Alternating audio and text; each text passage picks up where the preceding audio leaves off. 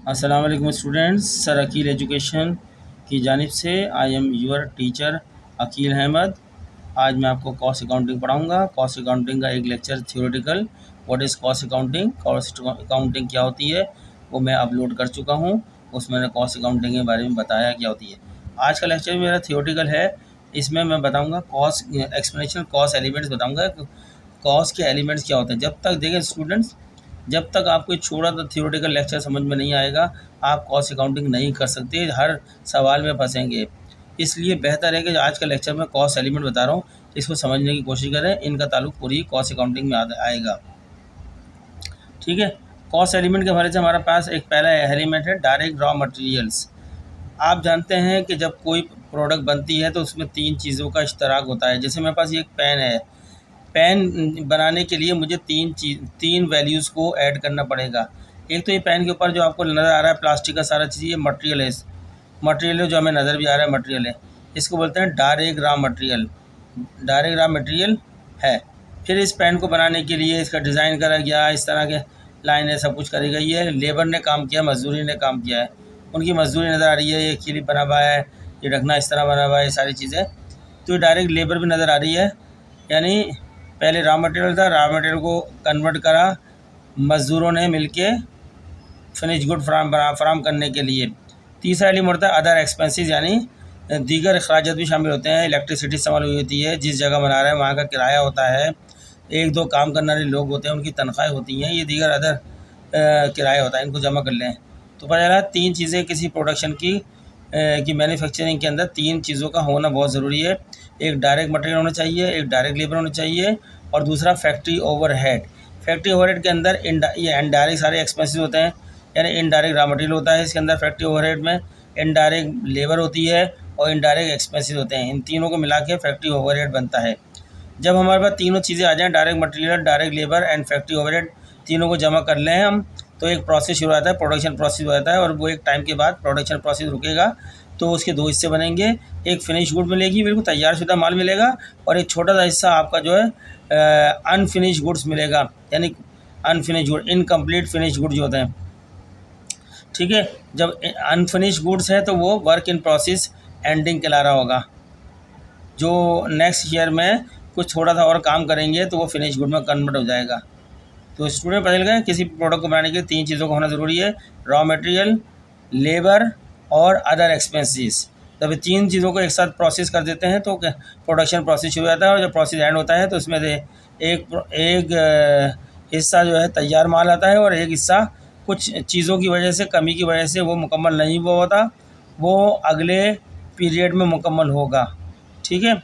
चलते हैं cost accounting में जो इसमें एलिमेंट्स होते हैं। पहला हमारे पास है डायरेक्ट रॉ मटेरियल, जो मैंने भी बताया पेन में लगा होता है।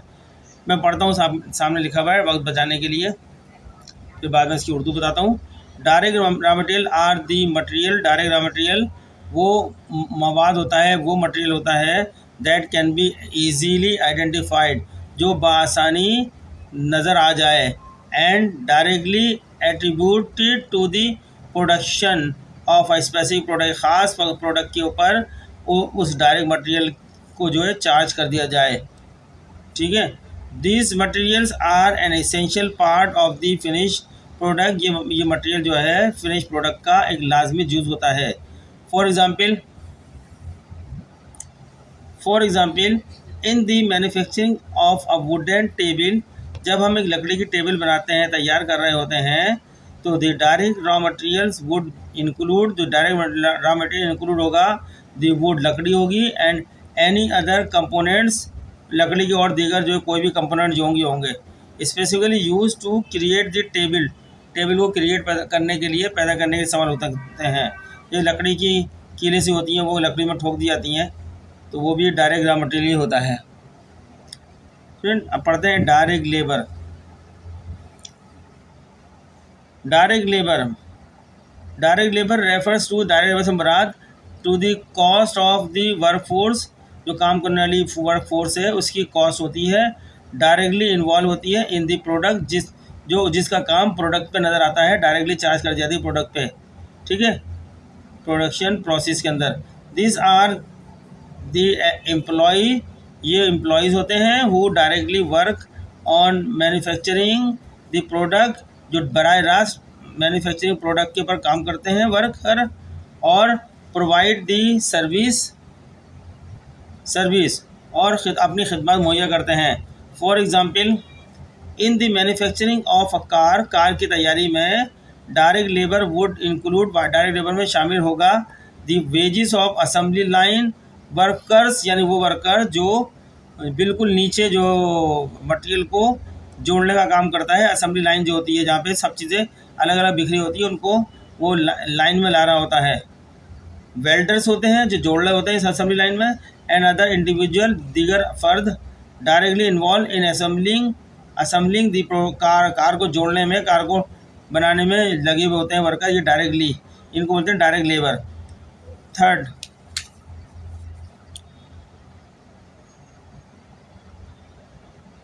Direct expenses. Direct expenses are cost that are directly attributable to a specific product, जो डायरेक्टली स्पेसिफिक प्रोडक्ट के ऊपर जो है लग जाते हैं, और या इस प्रोडक्ट हो या प्रोजेक्ट के ऊपर लगा दिए जाते हैं, but are not related to raw materials, लेकिन इनका ताल्लुक रॉ मटेरियल से नहीं होता और लेबर से नहीं होता। This expenses are incurred specifically for the production of a particular item, किसी ख़ास आइटम की पैदावार के लिए ये एक्सपेंसेस इनकर्ड किए जाते हैं डायरेक्टली। फॉर एग्जांपल, कौन से एक्सपेंस होते हैं, डायरेक्ट एक्सपेंस कौन से होते हैं? For example, if a company is manufacturing custom made furniture, यानी लोगों की ख्वाहिश के मुताबिक अगर कंपनी फर्नीचर बनाती है एंड हायर करती है डिज़ाइनर, वहाँ पे डिज़ाइनर हायर करती है to create a unique design, एक मिसाली डिज़ाइन बनाए फॉर अ स्पेसिफिक पीस, जो आपका स्पेसिफिक पीस है उससे मुताल्लिक। The fee paid to the designer को जो फीस पे की जाती है would be consider a direct expenses, वो डायरेक्ट एक्सपेंस होगी जो डिज़ाइनर को फीस दी जाएगी। अब हम आ रहे हैं indirect raw material. Indirect raw materials are materials that are not directly identifiable or easily traceable to a specific product। कह रहा है इनडायरेक्ट मटेरियल वो होता है जो एक स्पेसिफिक प्रोडक्ट के ऊपर आइडेंटिफाई नहीं हो पाता, यानी उसकी शनाख्त नहीं हो पाती प्रोडक्ट के ऊपर, वो होता है indirect materials. These materials are necessary for the overall production process. ये जो इनडायरेक्ट मटेरियल होता है पूरे प्रोडक्शन प्रोसेस के लिए ज़रूरी होता है, ठीक है, नेसेसरी होता है, but do not form a significant part of the finish product, लेकिन फिनिश प्रोडक्ट का अहम हिस्सा नहीं बनता है ये। Example of indirect raw materials include lubricants होते हैं, क्लीनिंग एजेंट होते हैं, और small tool use in the manufacturing process. छोटे छोटे औजार होते हैं, ठीक है, कीलें होती हैं, सफाई करने का पोछा वगैरह होता है। इनडायरेक्ट मटेरियल के अंदर जो है फिनाइल होते हैं, ये सारी चीज़ें इनडायरेक्ट मटेरियल की चीज़ें होती हैं।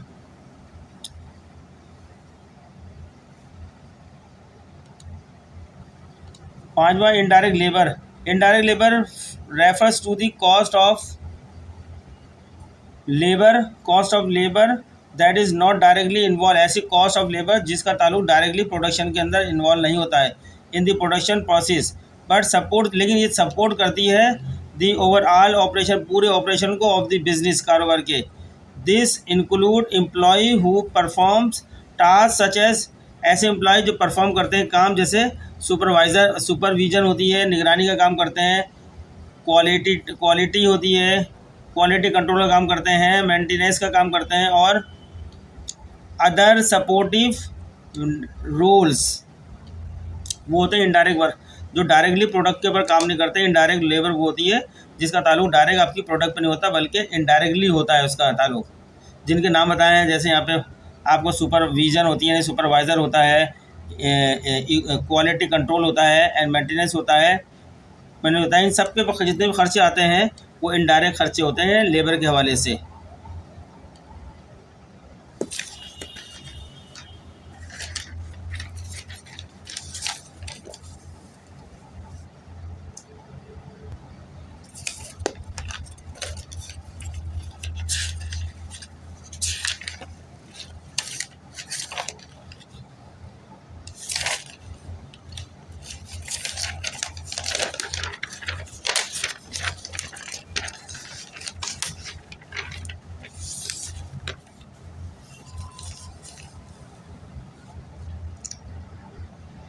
An example of a semi variable cost is a utility bill. Semi variable cost की एक एग्जाम्पल जो है वो यूटिलिटी बिल है, या बिजली का या गैस का या पानी का बिल है या टेलीफोन का बिल है। आपने अक्सर टेलीफोन के बिल में देखा होगा तो दो पोर्शन होते हैं, एक तो मीटर चार्जेस होती है, ठीक है ना, वो आपकी फ़िक्स कॉस्ट होती है, और दूसरी बिल जो आपका आता है जितने यूनिट आपने कंज्यूम किए होते हैं उसके मुताबिक आता है। ज़्यादा करोगे ज़्यादा आएगा, कम करोगे कम आएगा। तो बिल के अंदर दोनों कॉस्टें आती हैं, एक तो ये कि चार्जेस होते हैं जो कि फ़िक्स रहते हैं, और दूसरा कंजप्शन आपके यूनिट वाइज आती है, तो वो इसकी एग्जाम्पल है। तो स्टूडेंट, आज का हमारा छोटे का लेक्चर यहीं पर ख़त्म करते हैं। अब आगे हम छोटे छोटे फार्मूले सीखेंगे नेक्स्ट लेक्चर में, फिर हम बड़ी प्रॉब्लम की तरफ जाएंगे। तो आज के लिए यहीं ख़त्म करते हैं। हम आपसे रिक्वेस्ट भी करते हैं हमारे चैनल को सब्सक्राइब करें, लाइक करें और आगे दूसरों को शेयर्स करें।